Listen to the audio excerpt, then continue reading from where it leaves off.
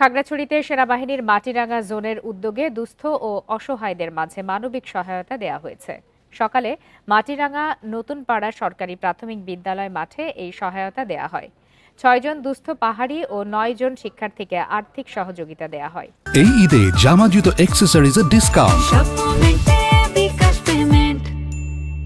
এছাড়া একজন অসচ্ছল পাহাড়ি পরিবারকে বাড়ি নির্মাণের জন্য ৩ এবং ৩৫ জনকে রেশন সামগ্রী প্রদান করা হয়। বিনামূল্যে চিকিৎসা সেবা দেয়া হয় ৫ শতাধিক মানুষকে।